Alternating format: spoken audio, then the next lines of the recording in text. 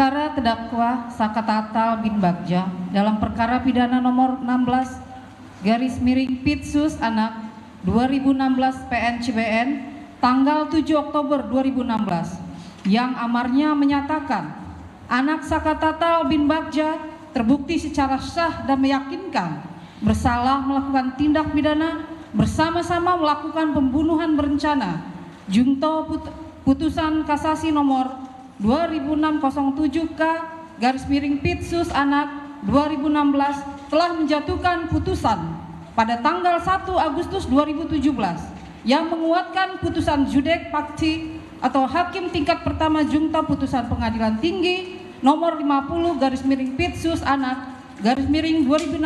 PT Bandung tanggal 02 November 2016. Secara fakta dan secara yuridis dalam surat dakwaan penuntut umum telah diuraikan yang pada pokoknya disimpulkan antara lain bahwa terdakwa Sakatatal bin Bagja hanya melakukan pemukulan sebanyak 1 kali yang mustahil dapat menimbulkan kematian, yang dijelaskan juga dengan hasil visum et repertum nomor /ver 779/2016 Dokpol tertanggal 13 September 2016 dan telah didapatkan hasil gambar pada saat Muhammad Rizky Rudiana pertama kali mengalami peristiwa meninggalnya tersebut, sehingga haruslah dipandang sebagai adanya novum sebagaimana dimaksud dalam memori peninjauan kembali, sehingga pertimbangan hukum aqua putusan Hakim Tingkat Pertama dalam perkara nomor 16 Pitsus Anak 2016 PN CBN tanggal 7 Oktober 2016 beralasan menurut hukum untuk dibatalkan. Lebih lanjutnya bahwasannya penuntut umum dalam memberikan dakwaannya mencampur adukan antara terdakwa Sakatatal dengan terdakwa yang lainnya, yang mana jaksa penuntut umum tidak mempertimbangkan tuntutan yang dihadapi oleh terdakwa yang masih berumur 15 tahun saat itu, dengan alasan telah diterapkannya pasal 340 Junto 338 dan ironisnya pada putusan kasasi perkara nomor 2607K/Pitsus Anak 2016 tanggal 1 Agustus 2017 justru judek juris telah memasuki ranah menilai atau penilaian fakta bukan terhadap penerapan hukumnya.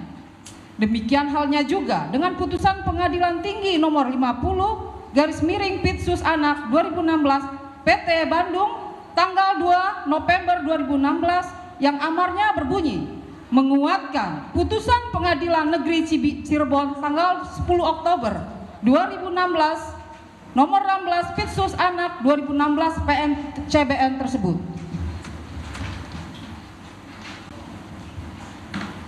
Secara eksepsional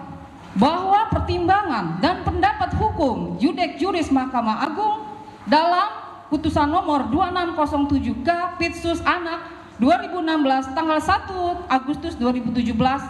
pada halaman 41-2 justru dapat dikualifikasikan sebagai penilaian hasil pembuktian dan secara subjektif cenderung bertendensi menghukum atau menjatuhkan pidana tanpa didasari pertimbangan hukum yang cukup atau all found do gometivir insufficient judgment. Oleh karenanya terdakwa saat ini pemohon peninjauan kembali memohon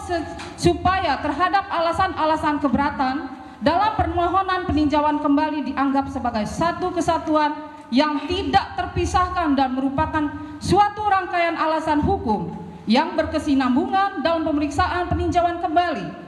Mengingat surat dakwaan penuntut umum dalam perkara terdakwa terpidana menyebutkan antara lain sebagai berikut. Terdakwa Sakatatal bin Bagja menyatakan terbukti secara sah dan meyakinkan bersalah melakukan tindak pidana bersama-sama melakukan pembunuhan berencana dan seterusnya. Karena itu terdapat dan terjadi kekeliruan yang nyata pada pertimbangan hukum aquo dalam pemeriksaan kasasi dalam perkara 2607K/Pitsus Anak 2016 tanggal 1 Agustus 2017 dengan amar yang menyatakan menolak permohonan kasasi dari permohonan kasasi 1 jaksa penuntut umum pada Kejaksaan Negeri Kota Cirebon tersebut, menolak permohonan kasasi dalam pemohon kasasi 2 anak Sakatatal bin Bagja tersebut. Dengan atas dasar pertimbangan Mahkamah Agung dalam pemeriksaan peninjauan kembali antara lain pada pokoknya sebagai berikut. 1. Bahwa dalam penerapan hukum acara mengenai PK terdapat ketentuan undang-undang lain yang mengatur bahwa terhadap pemohon PK dapat diajukan hanya 1 kali sebagaimana dimaksud dalam pasal 24 ayat 2 Undang-Undang Nomor 48 Tahun 2009 tentang kekuasaan kehakiman Jungto pasal 66 ayat 1 Undang-Undang Nomor 14 Tahun 1985 sebagaimana telah diubah dengan Undang-Undang Nomor 5 Tahun 2004 dan perubahan kedua dengan Undang-Undang Nomor 3 Tahun 2019 tentang Mahkamah Agung.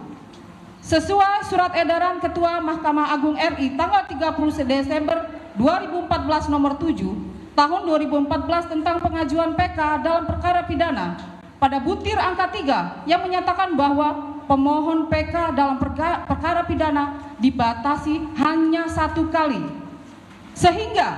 pertimbangan hukum majelis tingkat kasasi tersebut di atas tercermin tidak adanya harmonisasi dan sinkronisasi pelaksanaan kekuasaan kehakiman berdasarkan pasal 24 ayat 2 Undang-Undang 1945 yang menyatakan dan menegaskan pada pokoknya bahwa kekuasaan hakim dilakukan oleh sebuah Mahkamah Agung.